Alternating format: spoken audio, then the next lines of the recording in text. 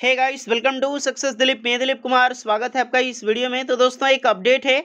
ECIL की तरफ से जूनियर टेक्नीशियन की भर्ती निकाली गई है। बहुत बड़ी भर्ती है, 1625 पोस्ट के लिए, जिसे कि ऑल इंडिया के कैंडिडेट अप्लाई कर सकते हैं। ITI वालों के लिए बहुत ही अच्छी खुशखबरी है, बहुत बड़ी नौकरी है गाइस, ध्यान रखना। सो जो भी कैंडिडेट ITI पास आउट हैं, इस फॉर्म को जरूर फिल करना।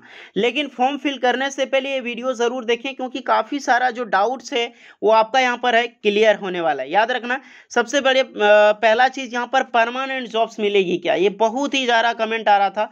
नेक्स्ट यहाँ पर अप्रेंटिसशिप चाहिए या फिर एक्सपीरियंस चाहिए, या फिर सिर्फ ITI वाला अप्लाई कर सकता है क्या, सिर्फ 10th पास वाला अप्लाई कर सकता है कि नहीं। तो काफी सारे डाउट्स हैं क्वालिफिकेशंस को लेकर, जो कि हम इस वीडियो में डिटेल में चर्चा कर देंगे।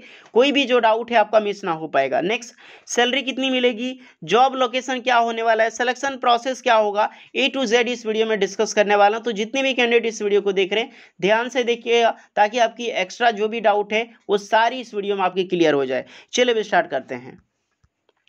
ऑफिशियल नोटिफिकेशन से ही हम चर्चा करेंगे। ये परमाणु ऊर्जा विभाग के अंडर में आते हैं। ECIL बहुत ही अच्छा खासा डिपार्टमेंट है। याद रखना, जॉब मिलेगी तो सैलरी बहुत मिलेगी। देखिए, सबसे पहले मैं यहाँ पे पोस्ट डिस्कस कर लेता हूँ जूनियर टेक्नीशियन की, जिसमें से फिटर की 627 वैकेंसी है, इलेक्ट्रिशियन के लिए 184 है, और 814 पोस्ट पर इलेक्ट्रॉनिक मैकेनिक की वैकेंसी है। तो ये ट्रेड वाले कन्फ्यूजन हो रहा है थोड़ा सा। मैं ट्रेड डिस्कस कर लूंगा, ध्यान रखना, क्योंकि ट्रेड वाले काफ़ी सारी प्रॉब्लम्स कर रही है बच्चे।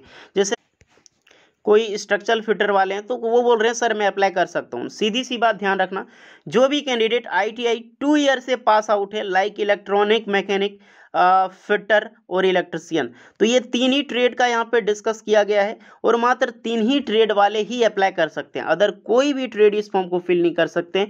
दिस इंक्लूडेड NTC, यानी कि नेशनल ट्रेड सर्टिफिकेट होनी चाहिए। हाँ, तो थोड़ा सा ध्यान से देखिएगा क्वालिफिकेशंस में, क्योंकि सारे बच्चे ना मोस्टली क्वालिफिकेशंस में कंफ्यूज कर रहे हैं। ITI इलेक्ट्रॉनिक मैकेनिक फिटर में पास आउट होना चाहिए, NTC यानी कि नेशनल ट्रेड सर्टिफिकेट होनी चाहिए, जो कि बोर्ड द्वारा यहाँ पर जो है मल्टी स्किल्ड ट्रेनिंग प्रोग्राम से किया हुआ होना चाहिए, या फिर लेबर एम्प्लॉयमेंट। देन क्या होता है, ITI करने के बाद यहाँ पर मांगा गया इन एडिशन 1 ईयर की अप्रेंटिसशिप ट्रेनिंग सर्टिफिकेट। यानी कि सीधी सी बात है, ITI आप पास आउट हैं, उसके साथ से ही आपका NAC सर्टिफिकेट होना चाहिए अप्रेंटिसशिप का, यानी कि आप कहीं से भी अप्रेंटिसशिप किया हुआ होना चाहिए इस फॉर्म को फिल करने के लिए। NAC सर्टिफिकेट जो कि मिनिस्ट्री ऑफ स्किल डेवलपमेंट देती है, ये मैंडेटरी है।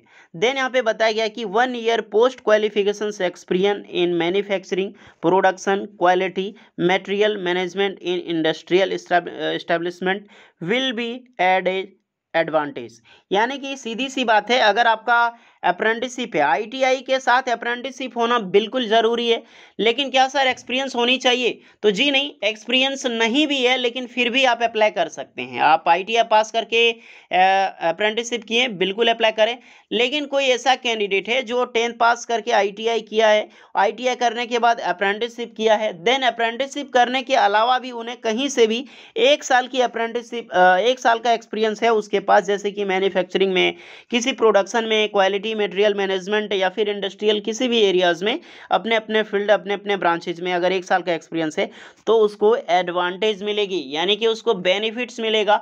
बेनिफिट्स यही मिलेगा कि उनका सिलेक्शन शॉर्टलिस्टेड में सबसे पहले शॉर्टलिस्टेड किया जाएगा, क्योंकि यहाँ पे शॉर्टलिस्टेड किया जाएगा तो जितने भी कैंडिडेट अप्लाई करें उसको शॉर्टलिस्टेड मिलेगी यहाँ पर।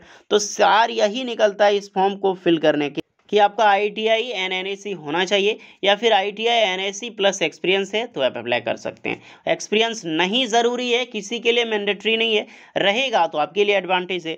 तो होपफुली ये पूरा चीज़ समझ में आ चुका होगा आपको, क्वालिफिकेशंस का क्या फंडा यहाँ पर फॉलो करने वाली है। अब थोड़ा मैं डिस्कस कर लेता हूँ कि सिलेक्शन कैसे होगी। जब यहाँ पे क्वालिफिकेशंस इस प्रकार है तो सिलेक्शन होता क्या है, क्योंकि एग्जाम से नहीं होगा।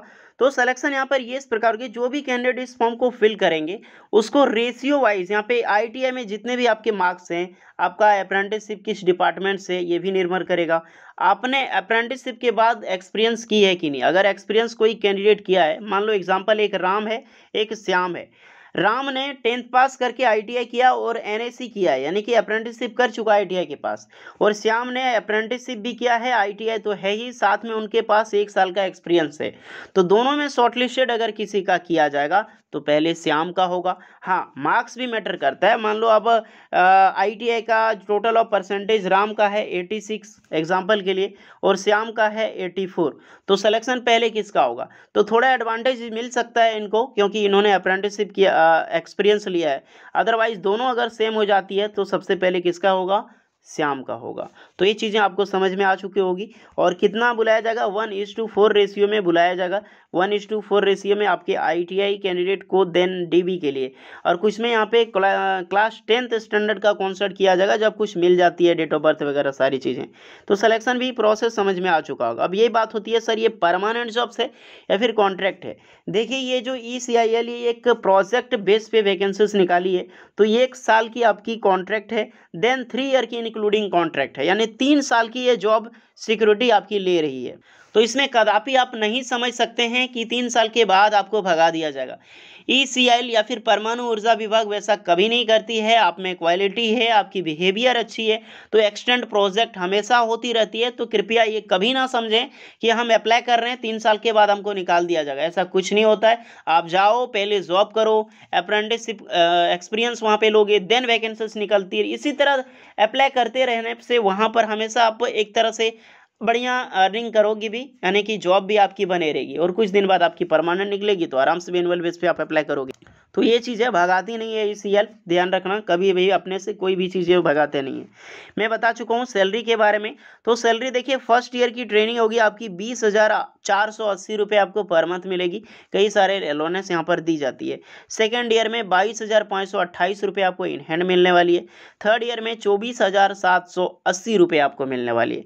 तो बिना एग्जाम का सिलेक्शन हो रहा है, और इससे अच्छी बात क्या चाहते हो, इतनी अच्छी सैलरी आपको यहाँ पर मिलने वाली है गाइस। तो जो भी कैंडिडेट एलिजिबल हैं फटाक से जाकर अप्लाई करो।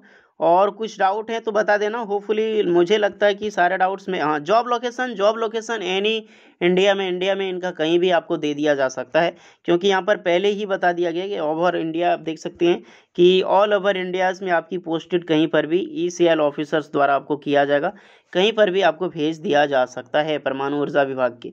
तो ये चीज़ें ध्यान रखना, और ट्रेवल करने के लिए तैयार रहना जहाँ पर आपकी जॉब मिलेगी। तो कोई भी एग्जैक्ट लोकेशन यहाँ पे डिस्कस नहीं किया गया भैया आपको यहीं पर जॉब मिलने वाली है। ट्रेनिंग के बाद ही आपको पता चलेगा कि आपको जॉब्स आपको कहाँ मिलेगी, इससे पहले आपकी ट्रेनिंग भी ली जाएगी। ओके, होपफुली सारी चीज़ें मैं समझा चुका हूँ। जो भी कैंडिडेट अप्लाई करना चाहता है फटाक से जाकर अप्लाई करो। 11 अप्रैल 2022 तक ही डेट है, डेट आपके पास ज़्यादा नहीं दिया गया है। फटाक से जाकर अप्लाई करो, एलिजिबल हैं अप्लाई करने के लिए। और डेट ऑफ टाइमिंग, जो डॉक्यूमेंट वेरिफिकेशन का, वो भी अनाउंसमेंट नहीं किया गया है, क्योंकि डायरेक्टली शॉर्टलिस्टेड होगी, और DB के लिए बुलाएगा, देन आपकी ट्रेनिंग और आपकी पीरियड स्टार्ट हो जाएगी। और फॉर्म कैसे फिल करनी है, वीडियोस आपको मिल जाएगी, वीडियो डिस्क्रिप्शन मिल जाएगी। होपफुली मैं पूरी कोशिश करूंगा देने पे। और कुछ भी डाउट हो एक्स्ट्रा तो आप कमेंट कर सकते हैं, ज़्यादा डाउट हो इंस्टाग्राम से कमेंट कर सकते हैं, आपकी पूरी हेल्प एंड रिप्लाई की जाएगी। होपफुली वीडियो इस पर लगी हो, please like share and subscribe जरूर करें। चलिए मिलते हैं नेक्स्ट वीडियो में, तब तक के लिए जय हिंद।